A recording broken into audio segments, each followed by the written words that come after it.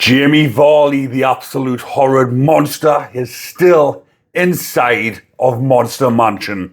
And the name is quite fitting. The monster is in Monster Mansion.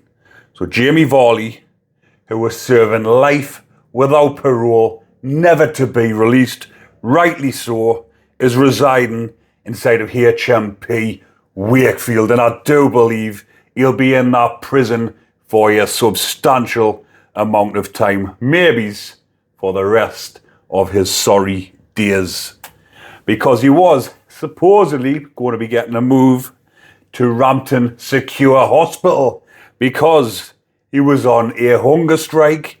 He was wailing like a big baby, and he was convincing the GPs, the screws, and all the stuff that were looking after him that he was mentally unwell, and he was going to be getting a move to Rampton Secure Hospital. Because I've done a video on this talking about this, and obviously the governor and the staff of HMP Wakefield will have been watching my channel. They'll have been looking at the comment section and they'll be thinking there is going to be public outrage if we give in to this absolute beast and send him to a secure hospital. Because like I mentioned in the previous video, people, if a prisoner goes into a hospital, a mental institute, they no longer referred to as prisoners. They are then referred to as patients. And a lot of prisoners, I do know one or two from inside, talking about a while back, who played the system so they could get put in such facilities because they have a much cushier time. Even though some people did say in the comments on that last video saying it's even worse. Well, if the inmate is serving life without parole, they get put into a hospital, they get full of medication, they don't know where they are. What do you think would be more to their advantage? Being stuck in a prison for the rest of your days, or being in a hospital out of your head on medication with a lot more luxuries? So luckily, this beast isn't getting transferred at this immediate time, because I have had some more information from a good source saying that he is still on an unlock protocol, meaning he is on strict regime down the segregation unit. He's not allowed to mix with any other prisoners for his own safety, even if it is other bacons, because sometimes the majority of these murders that happen in high security prisons are actually bacon on bacon. Richard Huckle got the proper bacon treatment inside of HMP Full Sutton when another rapist ended him. But whilst he ended him, he was actually raping him while he was strangling him and inserting objects up his nose into his brain, and he was torturing him for 70 or 80 minutes, I believe it is. I've done a video on that previously. Go back and have a look if you haven't seen it, because Richard Huckle was one of the worst beasts to come out of the UK. So Varley, on his protocol of unlock, isn't allowed to mix with any other prisoners. He has to have exercise by himself, and he is still on an act suicide watch because the beast is still wailing, blubbering, crying like a big baby, trying to convince the screws outside of his pad, because on an act and 24-hour observation which he's on, he has a screw outside of his pad continually for 24 hours, and obviously the screw, the staff, has to speak with him, has to have some communication with him, checking on him to make sure he's all right. So in his sick, warped mind, he'll be thinking, oh, this screw or the staff who's on regular duty is now becoming me friend. He's looking after us. He's making sure I'm all right.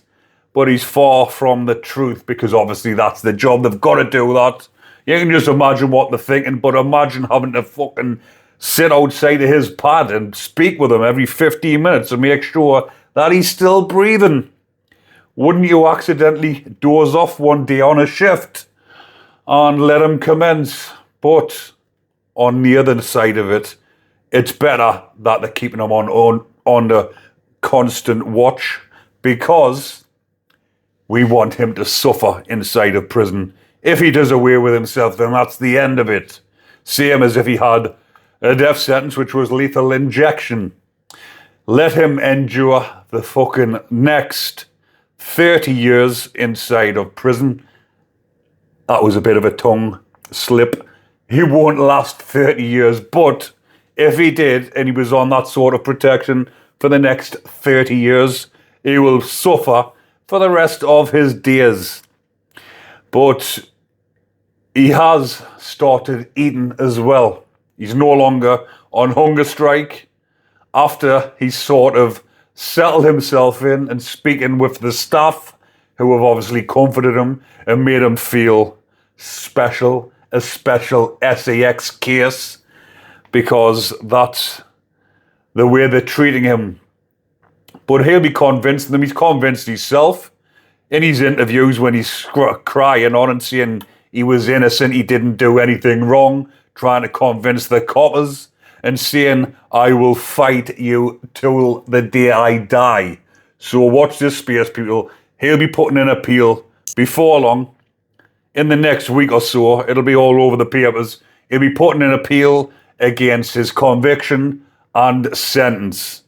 His barristers and that will be preparing this anyways. The KC, his King's Counsel, they will be preparing this, because they will be saying, obviously they're going to get money out of this by taking it to court. And like I've mentioned previously, most prisoners, murderers, who get life sentences or life without parole, the barristers, their defense counsel lodges an appeal against sentence and conviction, because the way they look at it, you might as well try, you've got nothing to lose. So this wronging will be in the papers again soon for that exact reason. He will be appealing against his conviction. He's convinced himself he hasn't done it. He's convincing the screws. He tried to convince the jury. Luckily, they seen through his absolute pathetic lies. So he explicitly told detectives, I will fight you to the day I die. That's what he said in his interview. But that absolute wronging, because of the way he's getting protected as well inside of HMP Wakefield, we all know about the two high-profile murders of Ian Watkins and Kyle Bevan, which happened inside of Monster Mansion to the monsters. The monsters were ended. Ian Watkins was gone within a matter of minutes. But this absolute monster, the staff, the governor, or I'm forgetting her name, it was mentioned in that last email that I received, but I haven't got that up in front of us at the moment. But the governor, Michelle somebody, I can't remember her second name, of HMP Wakefield, will be making sure, even though maybe in the back of her mind she would love to, she'll probably have these dark thoughts about what she would like to do, but because it's her job and that's her duty of care, she's the governor, she can't have that on her watch. And you can imagine if he was ended straight away in Wakefield, the uproar, not from the public, mind you, not from the public, there will be applause, but there'll be uproar inside the prison system from higher up saying, how could you have let this happen? And the governor would probably be sacked, because they'll be saying, how have you let this happen in your prison again? But whilst I'm on the matter of Wakefield, it used to be 90-10 years ago, 90% S offenders, Bacons, 10% normal offenders. Then it was 60-40, was it? 60-40, 60% beasts and 40% people or lads that have come from normal location and they're mixed in with these predators, because they had an offence-neutral policy. Offence neutral. How can you have an offence neutral when you've got the Iceman, the Hitman, who was serving life without parole, and you put him You've put them on a wing full of predators like this, and you say offence neutral. You've got somebody who has killed gangland figures. Then you've got somebody who has murdered little ones. What do you think's going to happen? Do you think it's going to be offence neutral? We'll tell Mr. Hitman, or we'll tell this gangbanger, or we'll tell this multiple murderer that the person next door to you who has done something to a little one, it's offence neutral in this jail. Just don't think about what they've done. Give the other one a fucking shake. But what they've done now is they've actually segregated. The lot of them are separated, sorry, not segregated. They've made wings for them normal location prisoners. And then they've put all the beasties in a safe haven together. But they are not that safe, because some of the beasties, there is a hierarchy within the beasts, believe it or not. The rapists, the male rapists who have done things to their partners or women in the whatever, in the streets, or they've never touched little ones. In their sick, warped minds, they think, I'm not as bad as you, so I'm going to inflict prison justice on you. But let them get on with it. Let there be a bacon fest. Let them attack each other at their own free will. Because we all know they're attacking each other in sick ways as well. But like Huckle got the Huckle treatment, sorry. Can't remember the lad. I've done a video on him previously. He, like I've just said, was a rapist. And he ended Huckle. And he done that to him whilst he was ending him. But Jamie Varley, I forgot to mention at the beginning, was back up in court last week, and he had an extra 7 years added on to his sentence. So where did I have this up somewhere before? So the July court appearance used the slip rule to fix an administrative error. Mr. Justice Turner added a concurrent 7-year sentence for the single remaining assault charge.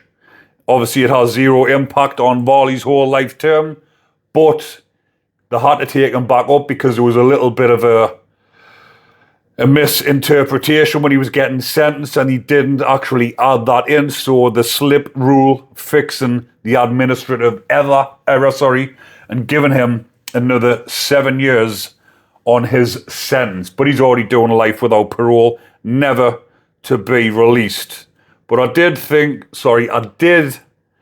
thought, I couldn't think what I was saying there. I did thought that I would bring this to your attention. That was a tongue twister. If you're still watching up till now, do forgive me.